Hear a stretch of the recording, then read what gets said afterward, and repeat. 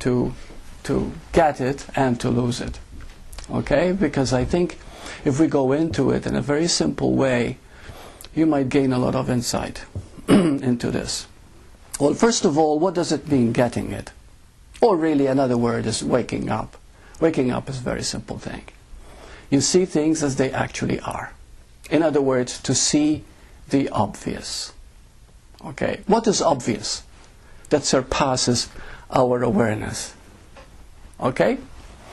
You find yourself getting depressed or angry and reactive without realizing that it was a thought that created that motion in your body because it flared up certain things from the past. So, what is waking up? Seeing a thought as a thought, not reality. You see, we take thoughts as reality. We identify with them immediately. A thought is a thought. That's clarity. An emotion is an emotion. It has no power over you except you give it attachment. You give it credibility. You get involved in it. Another thing is, the past is the past. Our whole makeup, our whole personality is identified with the past. Your accomplishments, your ideas, your relationships that you've had, experiences as a child, everything is based on the past, to the point that we forget that the only time we've got is now. This is waking up, seeing the obvious. The past is the past. Leave it very simple. Another thing, we believe in a me. And all the arguments and everything that happens to you, the experiencer, every problem, every fear that you have is because you believe in a me. But do you know, seeing the me, that there is no me, is a very simple thing? What is it made up of? And every psychologist can, even psychologists can tell you that. It is made up of a self-image based on the past. Because in this moment, in this very moment, where is the me? Ask yourself right now. There is only aware space. Now you see, so this is the reality. This is knowing what is real. Is that this moment is all that there is. And then what happens, the mind identifies with the present. The now and the present are not exactly the same. For example, in the present there are experiences, there are stories, there are things that are happening. The now is the space in which the present happens. Are you with me?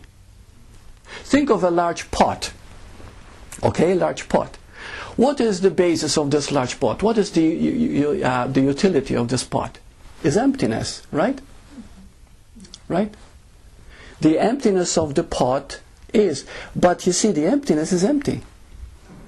But when you put stuff into the pot, it will contain it all. The stuff in the pot is very important, but the reason you can cook it, you can play with it, you can prepare things is because of the space. Similarly with now. Now is the container of everything that is present. When you begin to see yourself as that container, that is the sacred self.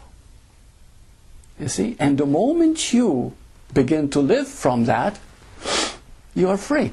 You are free from everything. You're free even from yourself.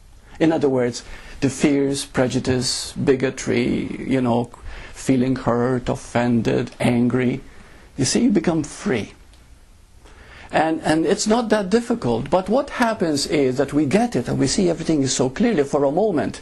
And it's a very celebrated feeling. But then you lose it because you say, I got it. You see? And the moment you say, I got it, what happens is that you make the experience you. So even though you see that now is all that there is, because it's a very simple thing to see now, isn't obvious? Yet you think, now is all that there is, and I am in it. No, now is all that there is. There is no me in it. The me is the now itself. But because you identify it with the me, it opens up a Pandora's box. Is that the word? It opens up the whole past. And anything that hasn't been resolved surfaces. Now, as I prepared this, answering these questions and answering and saying, well, this is what is happening, and it's good that it's happening because you're able to deepen it now. Sylvia came to me yesterday and she got me a quote from Adyashanti, and I thought it was perfect for what we're saying now. So this is what Adyashanti wrote. Having a profound awakening can be like taking the lid of a jar. All the karma that has been repressed, all the karma at the bottom of our misery that we weren't conscious of, comes flying out because there is finally space in which it can emerge. The space in which it says, oh wow, I'm clear, I can see more now. You see? When it hits you in the face, you wonder where your freedom went and what went wrong.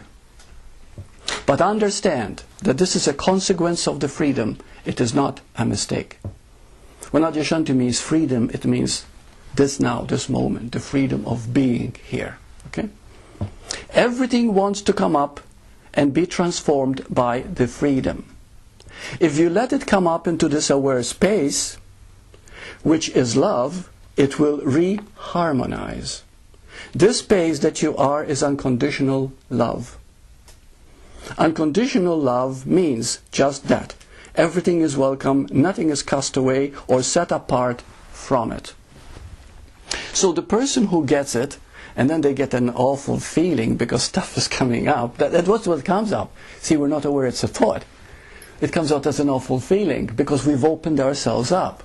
You see? And this is why, there's such a roller coaster in the awakening process. When it comes up, they say, oh my gosh, I lost it, I was feeling so good. We related that feeling as reality. That feeling wasn't reality. That feeling was the ego's exuberance of getting it. You see? And it was ego because I got it. Now what's next? You see? Type of thing.